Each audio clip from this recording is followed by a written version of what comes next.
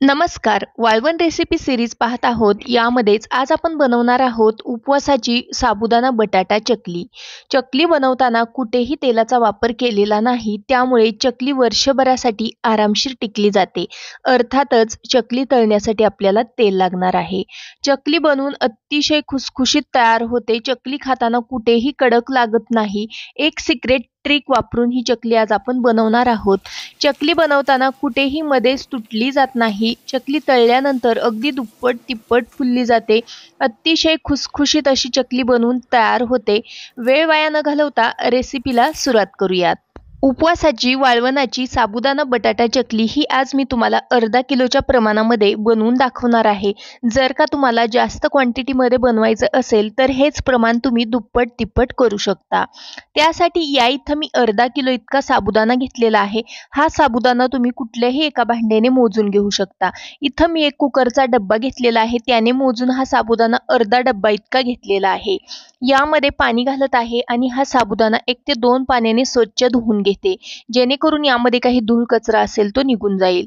साबुदाणा धुवून झाल्यानंतर यामध्ये आपल्याला साबुदाणा बुडून अर्धा इंच इतकं पाणी वरती येईल एवढं पाणी यामध्ये घालायचं आहे आणि हा साबुदाणा आपल्याला झाकण ठेवून 6 तासांसाठी छान असा भिजवून घ्यायचा आहे. अर्धा किलो साबुदाणा हा डब्याने मोजून घेतल्यामुळे पुढे आपल्याला पाणी किती वापरायचं याचा अंदाज येतो. तर 6 तासांसाठी या इथं मी हा साबुदाणा छान असा भिजवून घेतलेला आहे नॉर्मल पाण्यामध्ये. त्यानंतर बघू शकता साबुदाणा छान असा फुललेला आहे. तर अर्धा डब्बा साबुदाणा घेतलेला आहे, म्हणजेच अर्धा किलो साबुदाणा घेतलेला होता, त्यासाठी आपल्याला इथं दुप्पट पाणी घ्यायचं आहे.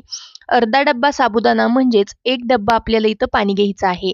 गॅस ऑन करते आणि गॅसवरती एक पातेलं गरम करायला ठेवलेलं आहे. त्यामध्ये आपण घेतलेला 1 डब्बा भरून इतकं पाणी गरम करून घ्यायचं आहे. अगदी उकळतं पाणी करायचं आहे. त्यानंतर गॅस बंद करते आणि पातेलं गॅसवरून खाली उतरून घेते. त्यानंतर आपण यामध्ये जो 6 तासांसाठी भिजवून घेतलेला साबुदाणा होता तो यामध्ये घालूयात. या ठिकाणी मी हाय क्वालिटी साबुदाणा वापरलेला आहे, त्यामुळे हा साबुदाणा जास्तीत जास्त पाणी शोषून घेतो. तुमच्या साबुदाण्याची क्वालिटी बघून तुम्ही यामध्ये पाण्याचा वापर करा. म्हणजेच जर का साबुदाणा जास्त पाणी शोषत नसेल तर पाणी गरम करताना तुम्ही इथं पाऊण डब्बा इतकंच पाणी वापरा. तर या ठिकाणी 1 डब्बा कडकडीत उकळत्या पाण्यामध्ये हा साबुदाणा ठेवलेला आहे. आता हा साबुदाणा रात्रभर 12 तासांसाठी मी या उकळत्या पाण्यामध्ये ठेवून देणार आहे. दुसऱ्या दिवशी इथं बघू शकता तुम्ही साबुदाणा अगदी मस्त असा दुप्पट तिप्पट फुललेला आहे आणि या साबुदाण्याचा मस्त असा लगदा तयार झालेला आहे. या पद्धतीने ही सिक्रेट ट्रिक वापरून आपण चकली बनवणार आहोत. या पद्धतीने हा साबुदाणा गरम पाण्यामध्ये ठेवला तर कुठेही साबुदाणा कडक राहत नाही, निबर राहत नाही. त्यामुळे चकली अतिशय खुसखुशीत बनून तयार होते. इथं बघू शकता तुम्ही हा साबुदाणा अतिशय सॉफ्ट असा भिजलेला आहे आणि पाण्याचं देखील प्रमाण आहे ते अगदी परफेक्ट झालेलं आहे. जेवढा साबुदाणा आहे त्याच्या दुप्पट आपल्याला उकळतं पाणी करून घ्यायचं आहे. तर या ठिकाणी हा साबुदाण्याचा लगदा आपण पातेल्यापासून थोडासा वेगळा करून घेऊयात. साबुदाणा पातेल्यापासून वेगळा करून घेतलेला आहे. पुढच्या कृतीकडे वळूयात. या ठिकाणी अर्धा किलो साबुदाण्यासाठी इथं मी 1 किलो इतकं बटाट्याचा वापर करणार आहे. जेवढा साबुदाणा आहे त्याच्या दुप्पट बटाटे आपल्याला इथं घ्यायचे आहेत. हे बटाटे मी कुकरला उकडून घेतलेले आहेत. त्यानंतर तुम्ही बघू शकता अशा प्रकारचे हे बटाटे उकडून झालेले आहेत. तर कुकरला याच्या मी 5 शिट्ट्या केलेल्या आहेत. माझ्या कुकरच्या शिट्ट्या जास्त फास्ट होतात, त्यामुळे मी 5 केलेल्या आहेत. तुमच्या जर कुकरच्या शिट्ट्या स्लो होत असतील तर तुम्ही इथं 3 ते 4 शिट्ट्यांवरती हा बटाटा उकडून घेऊ शकता. त्यानंतर आपल्याला या बटाट्याची साल काढून घ्यायची आहे. तर बटाटा देखील आपल्याला इथं जास्त गाळ करायचा नाही, नाहीतर तुमचं चकलीचं मिश्रण आहे ते पातळ होऊ शकतं.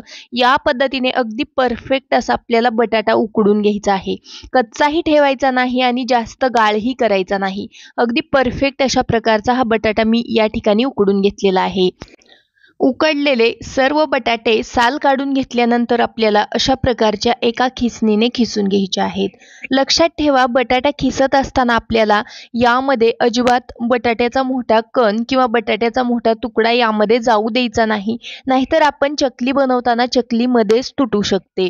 त्यामुळे अगदी व्यवस्थित असाच आपल्याला हा बटाटा या खिसणीने खिसून घ्यायचा आहे. याच पद्धतीने उरलेली सर्व बटाटे आहेत ते मी खिसून घेणार आहे. इथं मी सर्व 1 1 किलो बटाटा व्यवस्थित असा खिसणीने खिसून घेतलेला आहे. अर्धा किलो साबुदाण्यासाठी 1 किलो बटाट्याचा वापर करायचा आहे. हे परफेक्ट प्रमाण आहे. जर का तुम्ही 1 किलो साबुदाणा घेणार असाल तर 2 किलो बटाट्यांचा वापर करा.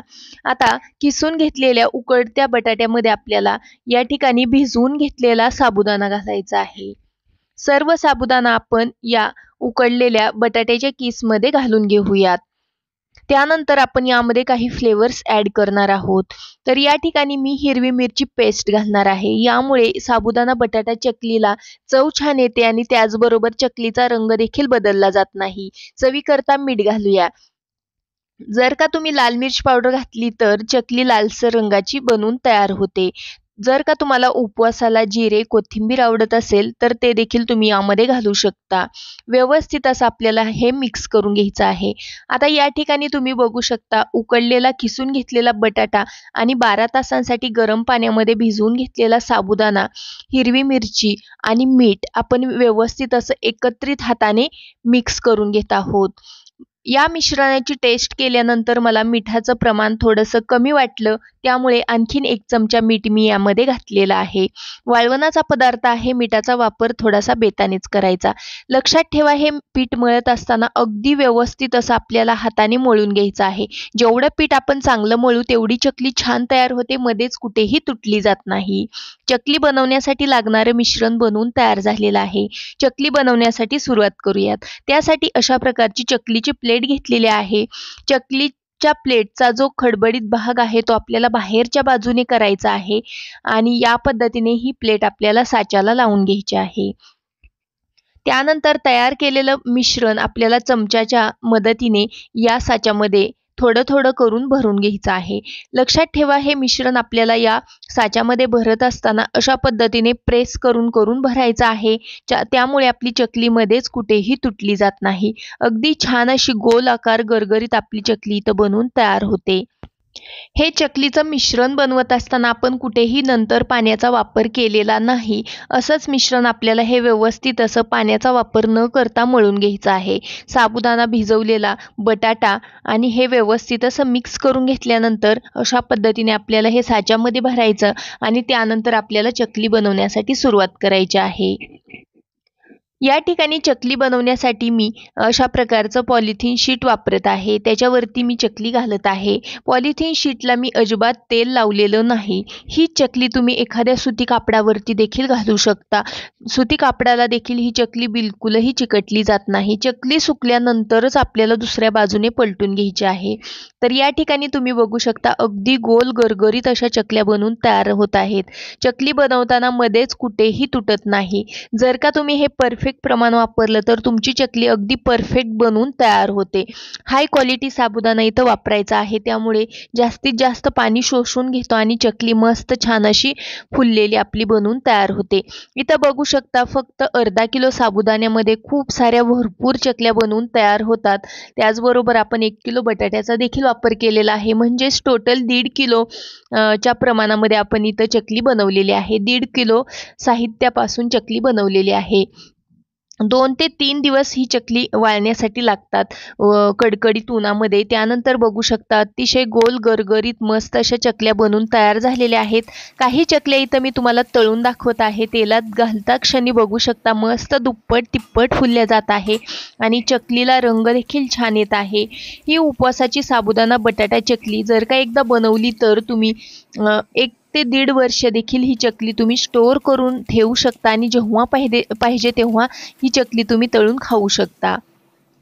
चकली चवीला तर भन्नाट लागते, अतिशय खुसखुशीत बनवून तयार होते. हा व्हिडिओ तुम्हाला थोडा जरी आवडलेला असेल तर व्हिडिओला प्लीज एक लाईक करा. पुन्हा भेटू अशाच एका नवीन रेसिपीमध्ये.